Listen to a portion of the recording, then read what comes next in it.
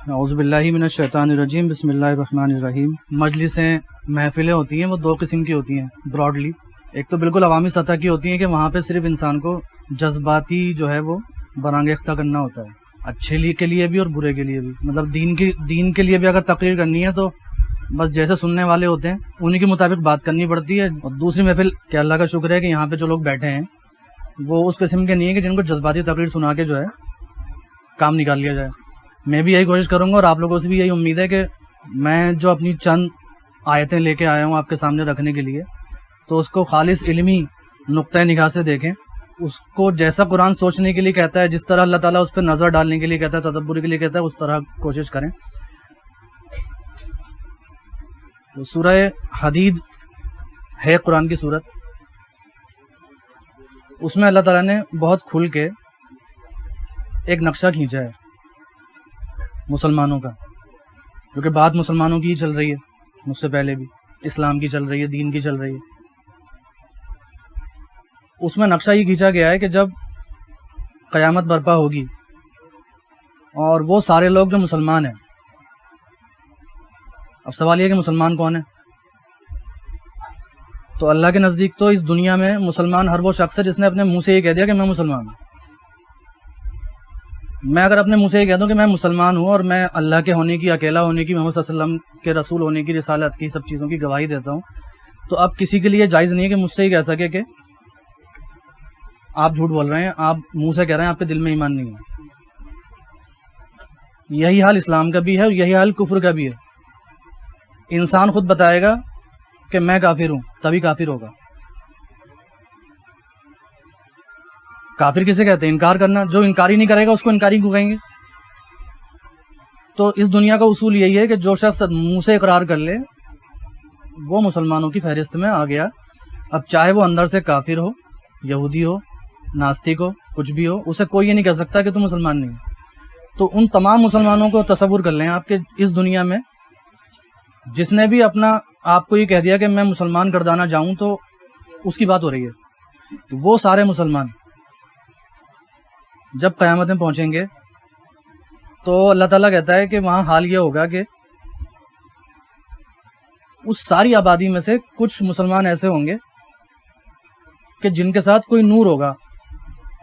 اب وہ کیا کیفیت ہوگی، کیا ہوگا، اس کی تفصیل میں ہمیں نہیں پتا۔ اللہ تعالیٰ نے ایسے ہی بتایا کہ ایک نور ہوگا داہنی جانب اور آگے کی جانب، اور بہت سارے مسلمان ایسے ہوں گے کہ ان کے ساتھ ایسا کوئی معاملہ نہیں ہوگا۔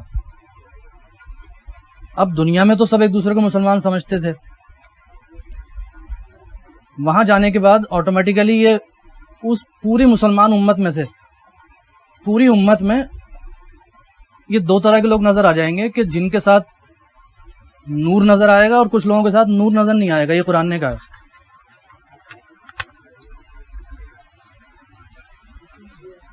یوم تری المؤمنین والمؤمنات یسعی نورہم بین ایدیہم وبایمانہم۔ اس دن جب تم دیکھو گے کہ مومن مردوں اور مومن عورتوں کو کہ دوڑ رہا ہوگا ان کا نور ان کے آگے آگے، اور پھر کیا ہوگا کہ جن کے ساتھ نور نہیں ہوگا اس کا بھی ذکر ہے۔ اب آپس میں بات چیت کریں گے کہ جن کے ساتھ نور نظر نہیں آ رہا ہوگا وہ نور والوں سے کہیں گے کہ تھوڑا ٹھہرو تو صحیح، اللہ ہمارے ساتھ نور نہیں ہے وہ بات الگ ہے، ہم پتہ نہیں کیوں نہیں ہے، لیکن تمہارے ساتھ، تمہارے پاس ہے ہمارے پاس نہیں ہے، تو آگے کیوں بھاگ رہے ہو؟ ہمارے ساتھ دو، تھوڑا سا انتظار کرو، ہمیں بھی تھوڑا سا نور مل جائے گا تمہارے نور سے۔ تو وہ کہیں گے یہ نور جس چیز کو تم مانگ رہے ہو تمہارے ساتھ نہیں ہے اور ہمارے ساتھ ہے، یہ دراصل یہاں کی پیداوار نہیں ہے، اس کے لیے تمہیں پیچھے جانا پڑے گا، ورا۔ قیل ارجعوا وراءکم، اپنے پیچھے جاؤ۔ یہ بہت پرانی زندگی والی، وہاں جو زندگی تھی اس زندگی سے نور لے کے آئے ہم، یہ ایسا نہیں ہے یہاں پیدا ہو گیا ہے۔ پھر اللہ تعالیٰ کہتا ہے کہ ان دونوں طبقات کے بیچ میں ایک دیوار کھینچ دی جائے گی، اس دیوار میں ایک دروازہ بھی ہوگا، اس دروازے سے نظر آئے گا کہ اس طرف اللہ کی رحمت ہے اور اس طرف اللہ کا عذاب ہے۔ اور یہاں بات جو ہے کافروں کی نہیں ہو رہی، یہاں بات مسلمانوں کی ہو رہی ہے، الذین آمنوا، جنہوں نے اپنے منہ سے کہا ہے کہ میں مومن ہوں یا مسلم ہوں۔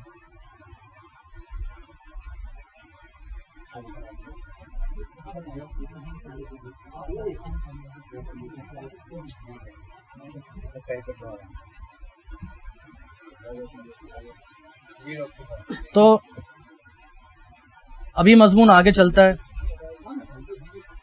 اور یہ مضمون اس طرح آگے چلتا ہے کہ یہ اس صورت میں ختم نہیں ہوتا. سورہ حدید میں یہ قرآن کا انداز ہے. اصل میں قرآن کریم، یہ سب جانتے ہیں کہ قرآن کریم کی جو آیتیں ہیں وہ آیتیں نازل ہونے کی ترتیب کچھ اور تھی، اور اس کی وہ ترتیب جس کا ہم تلاوت کرتے ہیں اور جس کا ہم مطالعہ کرتے ہیں وہ ترتیب کچھ اور ہے. اور یہ بھی سب جانتے ہیں کہ یہ اللہ کی نگرانی میں بنائی گئی ترتیب ہے، محمد صلی اللہ علیہ وسلم کے ذریعے بنوائی گئی ترتیب ہے. صورتوں کا انتخاب، ان میں کون سی آیتیں ہیں، کتنی آیتیں ہیں، کتنی نہیں ہیں، اس آیت کو کہاں لکھا جائے، یہ سب آپ صلی اللہ علیہ وسلم نے ڈیسائیڈ کیا اللہ تعالیٰ کی نگرانی میں، اور وہ قرآن امت کو دیا گیا ری شفل کر کے. تو اس ترتیب کے اندر بڑی حکمت ہے اور بڑے میسیجز ہیں. جس قوم کے اوپر یہ قرآن نازل ہو رہا تھا انہیں کسی تفسیر کی ضرورت نہیں تھی، کیونکہ رسول سامنے تھے. قرآن اترتا ایسا نہیں تھا کہ قرآن آ گیا ہے اب اسے سمجھ لو. ہوتا کیا تھا کہ ایک مسئلہ پیدا ہو گیا ہے، حل نہیں مل رہا، قرآن آ گیا، اس نے حل کر دیا. تو ان کے سامنے زندہ تفسیر تھی، ان کی زندگی تفسیر تھی. جنگ احد کے اندر مسلمان شہید ہو گئے، بہت سارے آبادی جو ہے 70 سے زیادہ شہید ہو گئے تو ان کے خاندان کی بیوائیوں کا مسئلہ بھی آ گیا اور یتیموں کا مسئلہ بھی آ گیا. سورہ نساء کی آیتیں آ گئیں، لوگوں سے کہہ دیا گیا کہ یہ ایسے حالات ایسے ہیں، ان حالات کے اندر مسئلہ یہ ہے کہ ایک بیوی نہیں، تم 2 3 4 کو بھی نکاح میں رکھ سکتے ہو. یہ حالات کے ساتھ جڑا ہوا تھا. یتیموں کا مسئلہ اسی میں کر دیا، یتیم کو کیسے رکھیں گے، اس کا مال ہے، اس کا باپ اس کا مال چھوڑ کے گیا ہے تو اس کو کب دیں گے، پوری تفصیل ہے. ایسا نہیں ہے بچے کو مال تھما دیں گے، اپنے پاس رکھیں گے، بچے کو بڑا ہونے کی کوشش، اس کی کفالت کریں گے، اس کو پالے پوسیں گے. غریب ہے تو اس مال کا کیا کرے گا اور امیر ہے تو اس مال کا کیا کرے گا، پوری تفصیل ہے. کیونکہ مسئلہ آ گیا تھا، مسئلہ آ گیا، قرآن نے حل کر دیا، آیتیں سامنے آ گئیں، تفسیر کی ضرورت نہیں ہے. بہت کم سوالات کیے ہیں صحابہ نے آپ صلی اللہ علیہ وسلم سے قرآن کی کسی آیت یا کسی لفظ کے بارے میں، بہت کم، بہت گنتی چنتی کے. تو ایک قرآن ان لوگوں کے لیے تھا، لیکن وہ دور ختم ہونا تھا، وہ سارے لوگوں کو جانا تھا، سب انسان تھے، پیغمبر سمیت پردہ کرنا تھا، نئے دور کے انسانوں کو آنا تھا اور یہاں تک کہانی پہنچنی تھی. تو قرآن کی ایک نئی ترتیب بنا کے ہمیں دی گئی، اس ترتیب کے اندر بڑی حکمت ہے. اور جن کو مطالعے کا شوق ہے وہ اس نظر سے مطالعہ کرنے کی کتابوں کا کوشش کریں کہ قرآن کی تفسیر میں دقتیں کب سے آنی شروع ہوئیں، کیسے شروع ہوئیں اور کہاں سے کہاں ہم پہنچ گئے. آج ہم قرآن کی تفسیر پڑھنے کی کوشش کریں یا کسی آیت کا مطلب جاننے کی کوشش کریں تو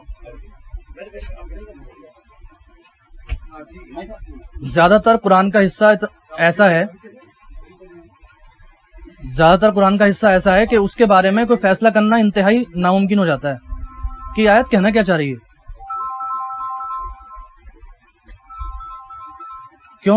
کیونکہ ایک آیت کو جاننے کے معاملے میں آپ کو ایک آیت کی تفسیر نہیں ملے گی، بہت ساری روایتوں کا ایک ذخیرہ ملے گا، اس کے بعد تابعین طبع تابعین کے اقوال کا ایک سمندر ملے گا، اس کے بعد ان کے بعد کے لوگوں کے مفسرین کا پورا کتابوں کا ایک ذخیرہ ملے گا. اس میں سے آپ کی ذمہ داری ہے آپ چھانٹو اس آیت کا مطلب کیا تھا، اور جب کوشش کریں گے ایمانداری سے تو کوئی مطلب نکلے گا نہیں.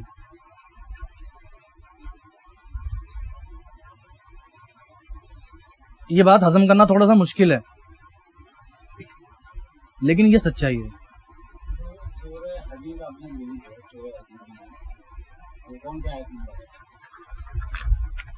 یہ سورہ حدید کی آیت نمبر میں نے ابھی 12 اور 13 کا ٹکڑا پڑھا ہے. ابھی آپ پوری بات سن لیں، اس کے بعد سوال کا موقع ملے گا آپ کو. تو یہ جو موضوع میں نے یہاں شروع کیا سورہ حدید کی ان آیتوں سے، یہ موضوع اس صورت میں ختم نہیں ہوا. آپ نے قرآن کے سورتوں کے گروپ سنے ہوں گے کہ یہ پہلا گروپ ہے یا دوسرا گروپ ہے یا تیسرا گروپ ہے یا چھٹا گروپ ہے. وہ گروپنگ اسی نظم کے لحاظ سے ہے کہ ایک موضوع سورہ بقرہ میں شروع ہوتا ہے، سورہ آل عمران سے گزرتا ہے، سورہ نساء، سورہ مائدہ میں جا کے ختم ہو جاتا ہے. آپ یہ مت سمجھیں کہ ایک مضمون جو ہے وہ ایک آیت نے پورا بیان کر دیا یا ایک سورت نے پورا بیان کر دیا، یہ تو مارکنگز ہیں.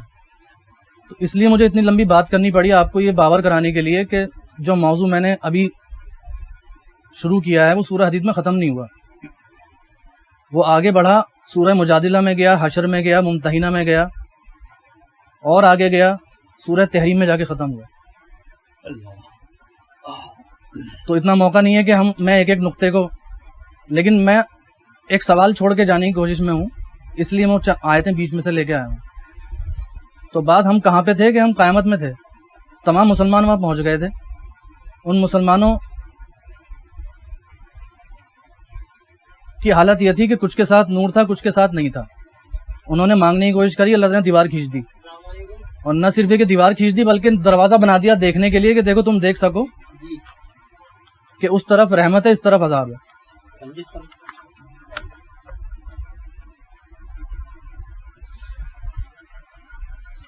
تو جن کے ساتھ پاس نور نہیں تھا اور عذاب میں مبتلا ہو گئے، وہ کیا کہیں گے؟ ینادونہم الم نکم معکم،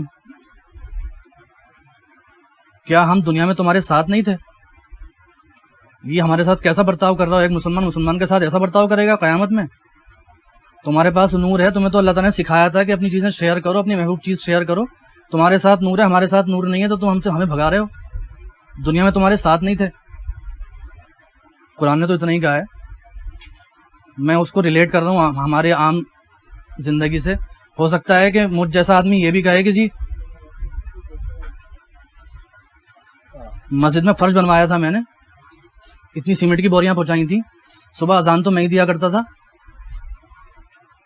اور آج میں اگر میرے ساتھ نور نہیں ہے تم مجھے نور دینے کو تیار نہیں ہو. یہ قرآن میں نہیں ہے، یہ میں کہانی بنا رہا ہوں. ہو سکتا ہے کہ خدا نہ کرے ہم میں سے کسی کے ساتھ ایسا ہو، تو ہو سکتا ہے یہ پکچر بھی دیکھنی پڑے.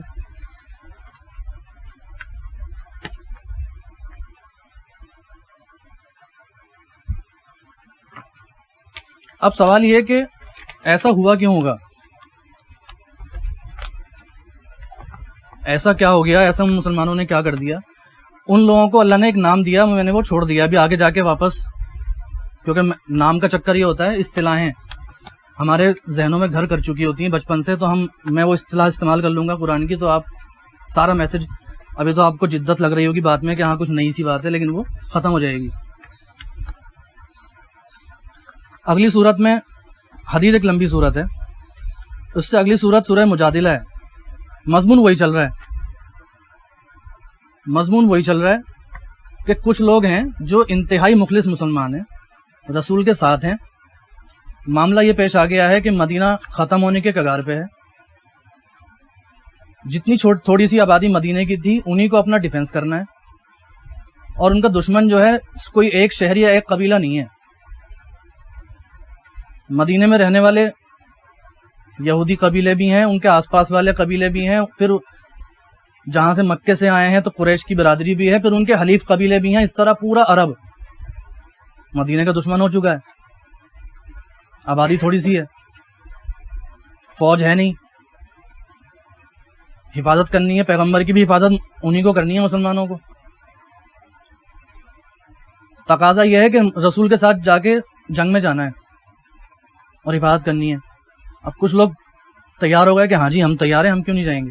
کچھ لوگ سوچ رہے ہیں کہ یہ معاملہ ٹل جائے تو اچھا ہے، مسلمان ہیں لیکن خوف آ رہا ہے انہیں سوچ کے کہ ہمیں ابھی تو مسلمان ہوئے ہیں.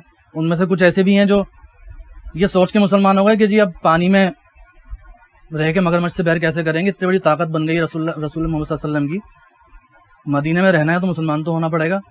کچھ اس لیے مسلمان ہو گئے، کچھ اس لیے ہو گئے کہ 50-50 ہے کہ محمد صلی اللہ علیہ وسلم سچے بھی ہیں، اچھے بھی ہیں، ان کے ساتھی جو ہیں وہ بڑے مظلوموں کا ساتھ بھی دیتے ہیں. اب یہ تو پکا نہیں ہے کہ وہ رسول ہیں، لیکن چلو مان لیتے ہیں برے لوگ بھی نہیں ہیں. کوئی اس لیے مسلمان ہو گیا، کوئی صحیح نیت سے ہو گیا، لیکن اس کے دل میں جو اس کا بڑا کاروبار ہے، باغات ہیں، فیملیز ہیں، سب کچھ ہے، اس کو خطرہ ہے کہ میں مر گیا تو کیا ہوگا. تو یہ ویسا ہی معاشرہ ہے جیسا آج ہے. مطلب کبھی بھی انسانوں کا معاشرہ الگ نہیں رہا، وہی جذبات ہوتے ہیں، وہی انسان ہوتے ہیں، وہی شیطانیت ہوتی ہے، وہی رحمانی، سب کچھ وہی ہوتا ہے. تو کسی کو اللہ نے برا نہیں کہا کر کے کہ یہ بہت گندا آدمی ہے، یہ کیسا سوچ رہا ہے. اللہ نے سب کو گھیرا ایک ساتھ. اس میں خالص مسلمان بھی تھے جو غلطی کر رہے تھے یا کمزور تھے یا بزدل تھے، ایسے بھی تھے جو شاطر تھے اور مسلمان تھے نہیں اندر سے لیکن مسلمان بن کے کام کر رہے تھے، وہ بھی اسی میں شامل۔ خیر، تو یہ موضوع چل رہا ہے۔ اس پورے موضوع کے اندر ایک آیت اس سورہ مجادلہ کی اگلی سورت ہے، اس سورت کی جو پہلی آیت ہے اس کے اندر اللہ نے ایک الگ ہی موضوع چھیڑ دیا جس کا اس کنٹیکسٹ سے کوئی تعلق ہی نہیں ہے۔ زہار، زہار ایک رسم تھی عرب کے اندر، کیا تھی؟ بیوی سے غصہ آ گیا، جھگڑا ہو گیا، بیوی سے کہا تو میری ماں کی طرح۔ اب ماں کی طرح ہے تو رشتے سارے بیوی والے ختم، وہ طلاق کا ایک طلاق کی ایک فارم تھی کہ جب ماں بن چکی ہے تو ہم ماں کے ساتھ تو رہ نہیں سکتے۔ اور مسئلہ آ گیا ایک مسلمان کے ساتھ، بیوی آ گئی محمد صلی اللہ علیہ وسلم کی دربار میں اور آسانی سے شکایت نہیں کری۔ اللہ تعالیٰ کہہ رہا ہے کہ الفاظ سے ظاہر ہے کہ نبی تجھ سے جھگڑ رہی ہے تیز آواز میں کہ یہ مسئلہ کیوں نہیں حل کر رہا ہے رسول اللہ، یہ کیا چکر چلا رکھا ہے، آپ نے پہلے بتایا کہ نہیں، اس کو یہ کیسی حرکت کر دی میرے شوہر نے، ماں کہہ رہا ہے مجھے۔ تو اللہ تعالیٰ نے کہا کہ دیکھو ماں وہی ہوتی ہے، ماں تمہارے منہ کے کہنے سے ماں نہیں ہو جائے گی، ماں وہی ہوگی جو تمہیں پیٹ میں پالے گی اور تمہیں جنم دے گی۔ اب یہ مسئلہ اس کا کوئی تعلق نہیں ہے اس کنٹیکسٹ سے، بیچ میں کیوں ڈال دیا؟ اور یہ آپ سوچ لیں کہ رسول اللہ صلی اللہ علیہ وسلم کے ہاتھ میں تھا اللہ کی نگرانی میں کہ کوئی آیتیں اگر آئی ہیں اس کو کہاں رکھا جائے، کوئی شریعت کی آیتوں میں رکھ دیتے، اسی کنٹیکسٹ میں رکھا ہے جہاں بات چل رہی ہے منہ سے دکھانا۔ یہ مقصود ہے کہ مسلمان جو دو کیٹیگریز ہو گئی نا قیامت میں، وہ اس وجہ سے ہوئی ہیں، کچھ لوگوں نے منہ سے بھی کہا تھا اور وہ تھے بھی مسلمان، کچھ لوگوں نے منہ سے کہنے کو سمجھ لیا تھا کہ مسلمان ہونے کے لیے کافی ہے۔ اللہ نے کہا کہ دیکھو جس طرح منہ سے کہہ کے ماں نہیں بن جاتی نا، ماں بننے کے لیے تو ایک باقاعدہ عمل ہے، اس عمل سے گزرنا پڑتا ہے، اس عورت کے پیٹ میں رہنا پڑتا ہے اور اس پیٹ سے نکلنا پڑتا ہے، تب ماں جب اولاد بنتے ہو۔ تو اسی طرح رسول کو رسول کہہ دینے سے اور اللہ کو اللہ کہہ دینے سے اور اس کو ایمان لے آیا میں مسلمان ہو گیا کہہ دینے سے مسلمان نہیں ہو جاؤ گے۔ مسلمان ہونے کا ایک عمل ہے، اس عمل سے گزرنا پڑے گا۔ اور اس بات کو سپورٹ کرنے کے لیے قرآن کی ڈھیروں آیتیں ہیں۔ سورہ عنکبوت کی پہلی آیت ہے کہ مسلمانوں نے انسانوں نے کیا سمجھ رکھا ہے کہ اتنا کہنے پہ چھوڑ دیے جائیں گے کہ ایمان لے آئے، نہیں، بلکہ تمہیں آزمایا جائے گا، ایک ٹیسٹ سے گزارا جائے گا جیسا کہ تم سے پہلے ہر دعوے دار کو گزارا گیا۔ یہ زہار اس لیے بیچ میں ڈالا گیا ہے۔ یہ معاملہ، یہ چند آیتیں ختم ہوتی ہیں، ایک دو آیتیں، اس کے بعد پھر واپس موضوع وہی آ جاتا ہے۔ یہ کنیکشن ہے پچھلی سورت اس سورت کا، سورہ مجادلہ کی آیت نمبر 2۔ اگلی سورت میں آ جاتے ہیں۔ اگلی سورت میرے خیال سے اگلی سورت ہے سورہ صف۔ یا ایھا الذین آمنوا لما تقولون ما لا تفعلون۔ یا ایھا الذین آمنوا، اے وہ لوگوں جو ایمان کا دعویٰ کر رہے ہو، تم وہ کہتے کیوں جو کرتے نہیں ہو؟ لنک دیکھ رہے ہیں آپ، لنک وہی ہے۔ تم وہ کہتے کیوں جو کرتے نہیں ہو؟ تم اس کو ماں کیوں کہہ رہے ہو جو ماں نہیں ہے؟ تم اس کو خدا کیوں کہہ رہے ہو اس کو تم خدا مانتے ہی نہیں ہو؟ تو یہاں تو گنتی ہو جائے گی مسلمانوں میں، لیکن جب قیامت میں جائیں گے تو آٹومیٹیکلی وہاں فلٹر لگا ہوا ہے۔ کبورا مقتن عند اللہ، اللہ کے نزدیک یہ بہت ہی بری بات ہے کہ تم وہ کہو جو کرتے نہیں ہو۔ ٹھیک ہے، موضوع اور آگے بڑھتا ہے۔ سورہ جمعہ آ جاتی ہے۔ سورہ جمعہ میں اللہ تعالیٰ اب تصویر دکھا رہا ہے کہ دیکھو اے مسلمانوں، تمہیں ہم نے بتا دیا نا قیامت میں تمہارے ساتھ یہ ہونے والا ہے، لیکن کیا ہم خالص تمہارے ہی ساتھ کرنے والے ہیں ایسا؟ یہ ظلم۔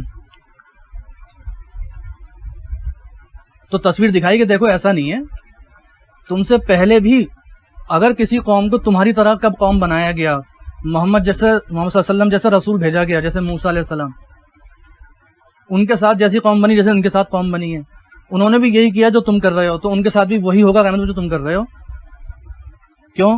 مثل الذین حملوا التوراۃ، تمہیں تو قرآن دیا گیا ہے، تم سے پہلے لوگوں کو قرآن نہ دے کے تورات دی گئی تھی۔ اب یہ جان لو کہ جن لوگوں کو تورات دی گئی تھی ثم لم يحملوها کمثل الحمار، تو ان کی مثال ایسی ہے، یحملوا اسفارا، جیسے گدھا بوجھ اٹھایا ہوا ہو. اے مسلمانوں، تم سے پہلے بھی مسلمان امت بننے کی پروسیس سے گزری ہے. نبی پیغمبر آیا، رسول آیا، اس نے دلائل رکھے، لوگوں نے مانا. ان کے ماننے والوں کے اندر بھی ایسے ہی شیڈز تھے جیسے تمہارے ماننے والوں میں شیڈز ہیں. وہ بھی قیامت میں پہنچیں گے اور انہیں بھی تورات دی گئی جیسے تمہیں قرآن دیا گیا ہے. ان کی مثال ایسی ہو گئی ہے آج اس وقت جس کا قرآن اترا، کہ وہ لوگ جو تورات کے حامل ہیں وہ ایسے ہیں جیسے گدھے بوجھ اٹھائے ہوئے ہیں. یعنی اے مسلمانوں، قرآن کے حاملین، تم بھی کہیں ایسے نہ ہو جانا کہ قرآن کے حامل تو تم ہوگے لیکن قرآن تم گدھے ہوگے اور وہ بوجھ ہوگا تمہارے اوپر. اس حالت میں جاؤ گے تو نور کہیں نہیں ہوگا. قل یا ایھا الذین ھادوا، یہ اگلی آیت ہے اسی صورت کی. اے نبی، ان جن کا ہم ذکر کر رہے ہیں ان یہود سے کہہ دو، ان زعمتم انکم اولیاء للہ من دون الناس، کہ اگر تم لوگوں کا دعویٰ یہ ہے کہ دوسرے انسانوں سے زیادہ تم اللہ کے چہیتے ہو، تو ایک کام کر کے دکھاؤ، تم موت کی تمنا کر کے دکھاؤ. اب اللہ نے دکھتی رکھ پہ ہاتھ رکھ دیا. موت کا نام موت نہیں ہے، اصل میں موت کا نام ہے اس زندگی کی جتنے لوازمات ہیں ان لوازمات سے الگ ہونے کا وقت. میں نے بڑی محنت سے، بڑی ایمبیشنز کے ساتھ جتنی تعلیم حاصل کی، جو کیریئر بنایا، اس کیریئر سے جتنے پیسے کمائے، اس پیسے سے میں نے جو اسیٹس کھڑے کرے، جو بزنس بنایا، جو نیٹ ورکنگ کری، اس کے ذریعے سے میں نے اپنی رہائش کے لیے جو آسائشیں اکٹھی کری اور اپنی فیملی کو اس کے مزے دلائے. اصل میں اس کے چھوڑنے کی مجھ میں ہمت ہے یا نہیں ہے؟ اس کو چھوڑنے کی اگر ہمت، کمانا، یہ چیزیں بالکل ناجائز نہیں ہے. نہ اللہ نے اس کو ڈسکریج کرا، ڈسکریج تک نہیں کرا. اللہ نے یہ کیا ہے، کون ہے جس نے یہ زینت حرام کر دی؟ اگر ہم میں سے کوئی شخص یہ کہے کہ یہ دنیا مردار ہے اور اس کا کھانے والا کتا ہے، تو اللہ تعالیٰ لڑے گا اس سے. اور مجھے یقین ہے کہ میرے پیغمبر نے یہ بات کبھی نہیں فرمائی ہوگی. یہ آپ مجھے کسی کتاب کا حوالہ دے دیجئے، میں کتابوں سے امپریس نہیں ہوتا. میں اپنے پیغمبر کے لیے کوئی بات ایسی قبول نہیں کر سکتا جو ان کی امیج خراب کرتی ہے، مطلب ان کو ان کے معیار سے نیچے اتار لاتی ہے. یہ نہ الفاظ ان کے ہو سکتے ہیں، نہ یہ سوچ ان کی ہو سکتی ہے. اور قرآن نے تو لڑا ہے، کون ہے جس نے زینت حرام کر دی؟ تو ایسا نہیں ہے کہ دنیا مردار ہے اور ہم کھانے والے اس کے کتے ہیں، ایسا نہیں ہے. مسئلہ کیا ہے کہ یہ سب کچھ کرنے کے بعد کیا میں اتنا ہمت رکھتا ہوں کہ آج مجھ سے اگر میرا خدا کہے کہ چلو جی وقت آ گیا، تو مجھ پہ گھبراہٹ طاری ہو جائے گی، یا میں تھوڑی دیر سوچ کے کہوں گا چلو جی چلتے ہیں؟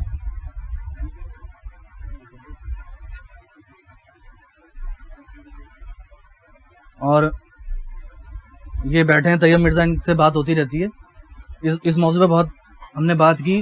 میں کلینک کرتا ہوں، روزانہ مریض دیکھتا ہوں، 18 سال مجھے ہو گئے. تو پچھلے 6-7 سالوں سے میں ایک چیز دیکھ رہا ہوں جو ہم سب کے ساتھ ہے، ہم سب کے گھروں میں ہے. ہم پہ گھبراہٹ طاری ہو رہی ہے. پہلے اگر کوئی دل کا درد لے کے بھی کوئی پیشنٹ آتا تھا تو وہ گھبرائے ہوا نہیں آتا تھا، وہ آ کے تکلیف بیان کرتا تھا. اس سے اگر کہتے تھے کہ ہمیں شبہ لگ رہا ہے کہ آپ کو دل کا درد ہو رہا ہے، تو وہ سکون سے سنتا تھا، کہتا تھا کرنا کیا ہے یہ بتائیے، ECG کرانی ہے، ٹھیک ہے. اب کیا ہوتا ہے، اگر یہاں ذرا سی خراش ہو رہی ہوتی ہے تو آدمی گھبرا، یہاں بڑی گھبراہٹ ہو رہی ہے، کیونکہ یہ سوچتے ہی اس کو دہشت طاری ہو جاتی ہے کہ میں مرنے والا ہوں، بس صرف خراش سے ہی مرنے والا ہوں. تو میں سب سے پہلے اس سے یہی کہتا ہوں کہ گھبرا کیوں رہو، کیا ہوگا، کیا مر جاؤ گے؟ نہیں موت سے نہیں ڈرتا. میں نے کہا یہ جھوٹ بول رہا ہوں، موت سے نہیں ڈرتا. یہ سب سے بڑا جھوٹ دنیا کا، موت سے نہیں ڈرتا. تو اصل میں جو کچھ ہو رہا تھا جب یہ آیتیں اتری ہیں، تو جو لوگ محمد صلی اللہ علیہ وسلم کا ساتھ دینے سے رک رہے تھے وہ اصل میں رکی اسی وجہ سے رہے تھے، کیونکہ یہ پورے چانس تھے کہ محمد صلی اللہ علیہ وسلم کے ساتھ جائیں جنگ کے اندر اور وہاں پھر واپس نہ آئیں. اب مخلص جانے والے بچے بہت کم، تو اللہ تعالیٰ کو یہ کرنا ہی تھا کہ مسلمانوں کو جگانا تھا کہ مسلمانوں یہ کیا کر رہے ہو.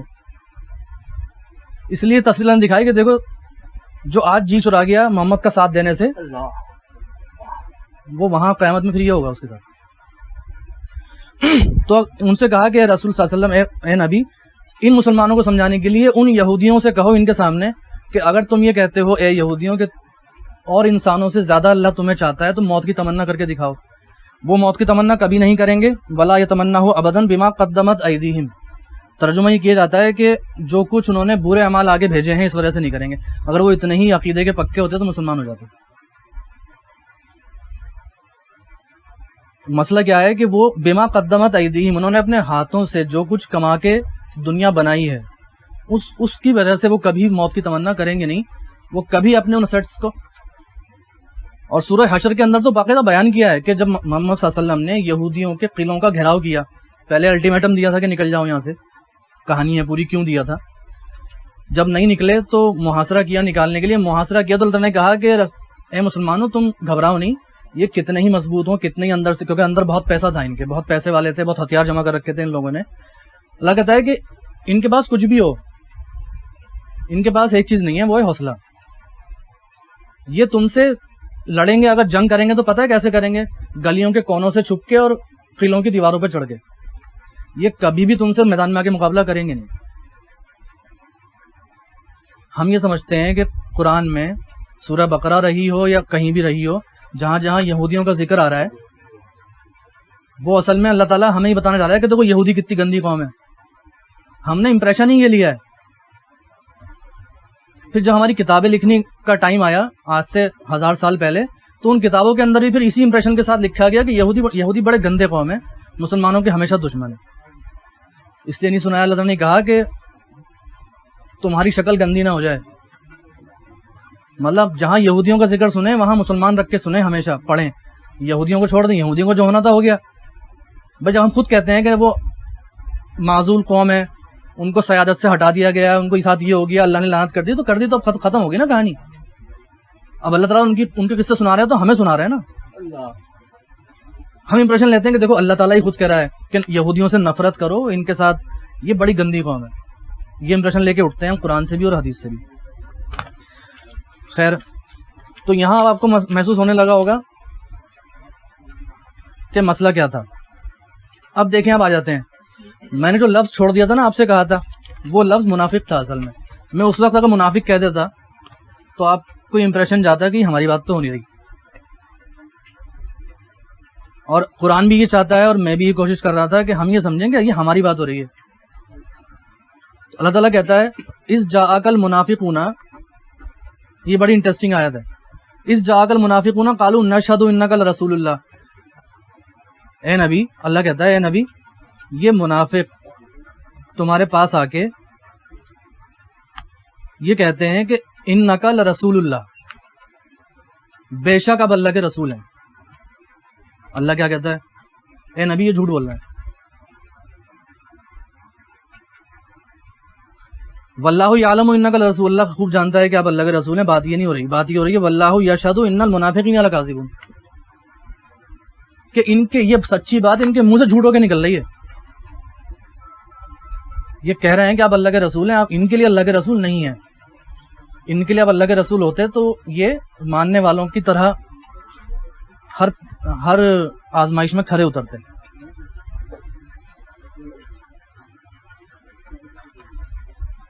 تو یہ وہ کنٹیسٹ تھا جو میں نے رکھنے کی کوشش کی. سورہ حدیث سے لے کے سورہ منافقون تک میں آ گیا، یہ بتانے کے لیے کہ آپ جن سہاروں پہ ہمارا دینی وجود زندہ ہے، وہ سہارے قیامت میں ٹوٹنے والے ہیں. قرآن نے ہر سہارا توڑ دیا. قرآن نے جب یہ کہا، جب ان کو شرک سے منع کیا تو مسئلہ یہ پیدا ہو گیا مکے میں. انہوں نے کہا دیکھو جی، آپ مسلمانوں محمد صلی اللہ علیہ وسلم کے ماننے والوں سے کہا، مشرکین نے، آپ ہمیں مشرک کیوں کہتے ہو؟ یہ شرک نہیں کرتے ہم اللہ کو مانتے ہیں. تم نے ہم سے پوچھا یہ کائنات آسمان زمین کس نے بنائے؟ ہم کہیں گے اللہ نے بنائے. تم پوچھو کہ یہ ہمارا خالق کون ہے؟ ہم کہیں گے اللہ ہے. تو ہم مشرک کہاں سے ہو گئے؟ پھر وہ کہتے ہیں یہ بت اصل میں کیا ہے؟ یہ بت کچھ نہیں ہے، یہ ان ہستیوں کے سمبلز ہیں جو ہستیاں خدا کے ہاں پسندیدہ ہیں، برگزیدہ ہیں، ان کا سہارا لے کے ہم اللہ کو خوش کریں گے۔ تو یہ جو شرک کا مسئلہ تھا وہ خود منہ سے کہتے تھے۔ تو اللہ نے کیا کہا؟ اگر سفارش کے سہارے پہ شرک کر رہے ہو تو نبی ان سے کہہ دو کوئی سفارش نہیں ہونے والی قیامت میں۔ اب ہو سکتا ہے کہ اللہ نے کوئی نظام، قرآن میں یہ آیتیں بھی ہیں کہ اللہ کے ہاں سامنے کسی بندے کی کوئی سفارش کر پائے گا شرائط کے ساتھ، شرائط اللہ نے قرآن میں بیان کری ہیں۔ پھر اللہ نے کیوں کہا کوئی سفارش نہیں ہونے والی؟ کیونکہ سہارے توڑنے۔ تو ہمارے دین کے اندر اگر اللہ کی غفور الرحیم ہونا، یہ آپ سمجھ لیں، اگر اللہ کا غفور الرحیم ہونا ہمارے لیے اللہ کے قانون سے بچنے کا سہارا بن رہا ہے تو ہمیں یہ کہنے کی ضرورت ہے چھوڑ دو اس بات کو کہ اللہ غفور رحیم ہے۔ سارے گناہ کرتے ہو پھر کہتے ہو تو غفور رحیم ہے۔ مطلب میں تو اس بات کو بہت کہتا ہوں، شرمندہ ہو جاتا ہوں۔ یہ جو ہم کہتے ہیں نا تعالیٰ سے دعاؤں کے اندر کہ اللہ تعالیٰ ہم گنہ گار ہیں، خطا کار ہیں، ہم سیاہ کار ہیں، کچھ بھی ہیں تیرے نبی کی امت میں، تو یہ کچھ بھی کہتے ہوئے شرم کیوں نہیں آتی؟ یہ تو بڑی ہٹائی والی بات ہو گئی۔ اللہ تعالیٰ کچھ بھی ہے، مطلب ہماری مغفرت کیوں نہیں کرو گے؟ کچھ بھی ہے تیرے نبی کی امت میں تو احسان کرا ہے۔ تو سہارے توڑیے۔ ایک 9ویں 10ویں کلاس، ایک کوچنگ انسٹیٹیوٹ ہے، وہاں 9ویں 10ویں کے بچے آتے ہیں اور وہاں پہ ایک قرآن کی کلاس ہوتی ہے ہفتے میں 2 بار۔ تو اس بچے نے یہ سوال کیا کہ سر ایک بات بتائیے، ایسا کیوں ہوتا ہے کہ یہ سب جانتے ہیں کہ مسلمانوں کے محلے گندے ہوتے ہیں اور جب کہیں جاتے ہیں آپ تو جو صاف علاقہ ہوتا ہے وہاں تک آپ سمجھ جاتے ہیں کہ یہ ہندوؤں کا ایریا ہے، وہاں سے گندگی شروع ہوتی سمجھ جاتے ہیں مسلمانوں کا ایریا، تو ایسا ہوتا کیوں ہے؟ تو میں نے دیکھیے ایسا اس لیے ہوتا ہے کیونکہ آپ کو یہ سکھایا گیا ہے کہ اگر آپ نے نماز چھوڑ دی نا ایک وقت کی تو 2,88,00,000 سال جہنم میں جلیں گے۔ آپ کو یہ نہیں بتایا گیا کہ آپ نے گلی میں کوڑا پھینک دیا تو کتنے کروڑ سال جہنم میں جلو گے۔ تو سہارے توڑیے۔ ہم نے نماز کو اتنا بڑا بنا دیا کہ ہم نماز میں لگ کے دین سے بھی دور ہوگا، اسلام سے بھی دور ہوگا۔ بحث تو چھوڑ دیا دین کیا ہے اور اسلام کیا ہے، یہ تو بہت بحث چل رہی تھی مجھ سے پہلے۔ سارے سہارے توڑ دیجئے اور اصل دین کیا ہے اس کو سمجھنے کی کوشش کیجیے، وہ قرآن میں ملے گا۔ ہم کہتے ہیں 5 نمازیں شب معراج میں فرض ہوئی تھیں، تو چلیے اس پہ کنٹروورسی ہے محدثین کے ہاں، میں اس کو مانتا ہوں کہ چلو 5 نمازیں اس وقت فرض ہوئی تھیں، لیکن علامہ شبلی نے بڑی تحقیق کے ساتھ لکھا ہے کہ اس وقت 5 نمازیں فرض ہوئی تھیں تو 12 احکامات اور فرض ہوئے تھے جو سورہ بنی اسرائیل کے اندر ہو بہو موجود ہیں۔ وہ فرائض کہاں گئے جس میں اللہ نے کہا کہ اللہ کے ساتھ کسی کو شریک نہ کرنا، والدین کے ساتھ حسن سلوک کرنا، اور کیسے کرنا کہ ان کے سامنے ایسے کھڑے مت ہونا، کندھے جھکا کے رکھنا، اور نرمی سے بات کرنا اور عزت سے بات کرنا، ان کے پیچھے ان کی دعا کرنا، یتیم و مسکینوں کے لیے خرچ کرنا، فضول خرچی کبھی نہ کرنا، زنا کے قریب مت جانا، کسی جان کو مت مارنا، غریبی کے ڈر سے اپنی اولاد کو قتل مت کرنا، جس بات کا علم نہ اس کے پیچھے مت پڑنا، اور تکبر نہ مت دکھانا۔ ایک آدھ رہ گیا ہوگا شاید۔ وہ کہتے ہیں کہ یہ 12 احکامات سورہ بنی اسرائیل کے اندر، پوری بنی اسرائیل معراج کے اوپر ہے، معراج سے شروع ہوئی ہے، اسی میں حکم آتا ہے اقیم الصلاۃ لدلوک الشمس الی غسق اللیل وقرآن الفجر ان کان قرآن الفجر مشہودا۔ یہ 5 نمازوں کا ہم مانتے ہیں کہ اس میں آتا ہے، اسی میں یہ 12 احکام بھی آتے ہیں، اور اس میں سے 10 ایسے ہیں کہ وہ یہودیوں کو بھی 10 کمانڈمنٹس۔ مطلب اتنی، پھر ہم نے سارے کیوں ڈھونڈ لیے کہ جس کی نماز صحیح نکلے گی اس سب کچھ صحیح ہو جائے گا؟ تو بھائی فیصلہ تو قیامت کرے گی۔ میں نہیں مانتا، میں اپنی نماز بھی صحیح رکھوں گا تو باقی چیزیں بھی صحیح رکھوں گا تو میں پلس پوائنٹ میں رہوں گا۔ اگر واقعی ایسا ہوا کہ نماز پہ حساب ہو گیا تو میں پھر بھی بچ گیا، اور اگر ایسا نہیں ہوا تو نماز ہی تو مر گیا۔ تو نماز، روزہ، حج، زکوٰۃ جو ہے صرف یہی اسلام نہیں ہے، یہی فرض نہیں ہے پورا ایک، بلکہ قرآن میں تو کس طرح وقت ہی نہیں ہے۔ اب قرآن میں تو باقاعدہ بتایا گیا بنیادی اسلام یہ ہے اور ایڈوانس اسلام یہ ہے۔ بنیادی اسلام یہ ہے، اس سے کم پہ کوئی اللہ راضی نہیں ہونے والا، اسلام مسلمان نہیں کہے گا، نہ نور ملے گا ہمیں، اور ایڈوانس اسلام بھی ہے اسے احسان کہتے ہیں، اسے احسان کہتے ہیں۔ احسان کا مطلب ہوتا ہے حسن و خوبی۔ یہ ٹیلی ویژن ہے، اس ٹیلی ویژن جب الیکٹرانکس پڑھاتے ہیں بچوں کو تو اس میں جو ایک پی سی بھی لگی ہوئی ہے، سرکٹ بورڈ لگا ہوا ہے، سرکٹ بورڈ میں جو پرزے ہیں ان پرزوں کو تاروں سے جوڑ کے سکھاتے تھے پہلے، اب تو نہیں ہوتا۔ تو وہاں کیا ہوتا تھا کہ لوگ ٹی وی بنا لیا کرتے تھے، اور ٹی وی میں پرزوں کا جال ہوتا تھا اور پکچر ٹیوب سے جوڑا اور ٹی وی چل گیا۔ یہ تو ہے تخلیق۔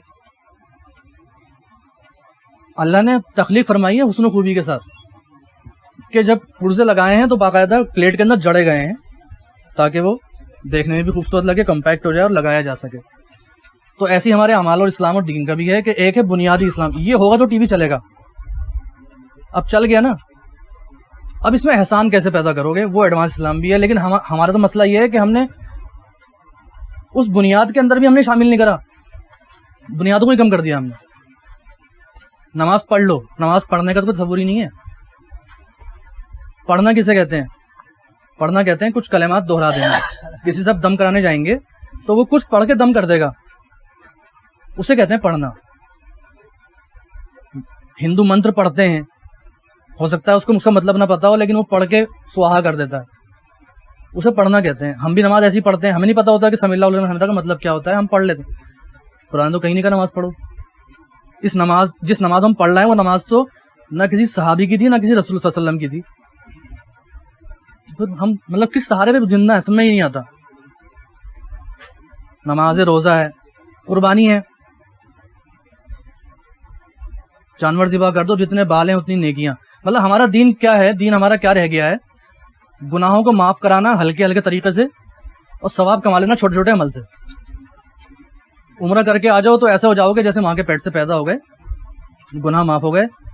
اب اگر میں نے لا الہ الا اللہ کی تسبیح پڑھ لی تو یہاں سے لے کے آسمان تک نیکیاں بھر گئیں۔ جب میرے سارے گناہ معاف ہو گئے اور نیکیوں کا انبار لگ گیا تو مجھے اور کیا چاہیے؟ تو میں وارن کر رہا ہوں کہ یہ سہارے ہیں، ان سہاروں کو توڑ دیجئے۔ یہ کہیں سے بھی آئے ہوں، کسی کتاب سے آئے ہوں، آپ بھول جائیے نا۔ اور اب تو ایک اور تحریک شروع ہو گئی ہے، اب مسجدوں کے ممبروں سے علماء کرام یہ بھی کہنا انہوں نے شروع کر دیا ہے کہ عوام جو ہے بہک نہ جائے، کہ جی آپ جو ہے نا اگر ہماری بات مان رہے ہیں تو آپ کے لیے بس یہی کافی ہے، جیسا ہم کہیں ویسا کر لو، کیونکہ ہمارا سلسلہ تو رسول صلی اللہ علیہ وسلم تک پہنچتا ہے، تو آپ مان سکتے ہیں اس بات کو بھی۔ لیکن میں تو صرف ایک کنٹراسٹ رکھ رہا ہوں کہ ایک سوچ یہ بھی ہے مجھ جیسے لوگوں کی جو ذمہ داری کا دین جانتے ہیں، فضائل کا دین نہیں جانتے۔ تو اگر آپ میں سے کسی کو پسند ہو تو آپ ذمہ داری کا دین اپنا لیجئے، تو قیامت میں آپ کے ہاتھ میں دونوں ہاتھ میں لڈو ہوں گے، آپ کہیں فیل نہیں ہوں گے، فضائل والے دین میں بھی فیل نہیں ہوں گے، آپ وہ بھی کر رہے ہوں گے، ذمہ داری بھی نبھا رہے ہوں گے۔ اور آپ نے صرف اگر فضائل والے دین پہ چلے، اور فضائل والے دین حضرت بیٹھے ہیں بتا دیں گے کہ یہ اصول بنایا گیا، انسانوں نے بنایا، ہم لوگوں نے بنایا ہے کہ اگر کسی کو دین کی طرف لانا ہو تو جھوٹی، ضعیف اور موضوع حدیث سنا کے بھی لایا جا سکتا ہے، یہ اصول ہم نے بنائے تھے۔ تو میں اگر کسی غلط حدیث جو آپ نے کبھی فرمایا ہی نہیں، رسول صلی اللہ علیہ وسلم نے کچھ باتوں نہیں فرمائی ہے، اور کسی نے مجھے ایسا بتایا کہ آپ صلی اللہ علیہ وسلم نے ایسا فرمایا تھا اور میں اس کی ترغیب میں وہاں آ گیا، تو میرے لیے تو وہ سنانے والا جانتا ہے کہ میں غلط سنا رہا ہوں۔ اور جو کتابیں لکھتے ہیں علماء کرام وہ نیچے لکھتے بھی ہیں کہ یہ حدیث کا یہ مقام ہے، یہ درجہ ہے، سند کے اعتبار سے ایسی ہے۔ بلکہ میں تو یہ کہتا ہوں کہ قرآن پڑھیے، حدیث بھی پڑھیے، لیکن حدیث پڑھنے کا مطلب یہ نہیں کہ آپ احادیث بخاری اور مسلم کو پڑھ لیں، آپ حدیث کو سمجھیے علماء کرام سے کہ حدیث کی روایت کیا ہوتی ہے، درایت کیا ہوتی ہے، اس کے سند کے اصول کیا ہوتے ہیں۔ اور یہ بات بالکل آسان ہے، ایک عام مسلمان کے لیے انتہائی آسان ہے، علماء کرام نے بڑا آسان کر رکھا ہے کہ اگر میں یہ چاہوں کہ میں حدیثوں کو میجورٹی میں پرکھ سکوں، سن کے پڑھ کے جان سکوں کہ یہ غلط ہو سکتی ہے یا صحیح، اس کے اصول بنا دیے گئے ہیں عوام کے لیے، تو حدیث پڑھیں۔ لیکن حدیث پڑھنے کا مطلب یہ نہیں ہے کہ آپ حدیث پہ لکھی ہوئی کتابیں پڑھیں۔ علماء کرام سے حدیث کو آپ سمجھ لیں، ضعیف حدیث کسے کہتے ہیں، حسن کسے کہتے ہیں، منقطع کسے کہتے ہیں، مرسل کسے کہتے ہیں، اور جس حدیث کو پھر آپ سنیں کسی ممبر سے، اس سے آپ یہ پتہ کریں کہ یہ حدیث کا درجہ بتا دیجئے کیا ہے۔ تو ممبر پہ بیٹھنے والا اگر یہ کہے کہ یہ حدیث فلاں شخص نے موضوع کہی ہے، تو پھر آپ سوال کر سکتے ہیں کہ آپ موضوع حدیث کیوں سنا رہے ہیں۔ تو بس اتنا ہی عرض کرنا تھا. اصل یہی تھا کہ ہمارے سہارے ٹوٹنے چاہیے اور ذمہ داری کے دین میں ہمیں داخل ہو جانا چاہیے.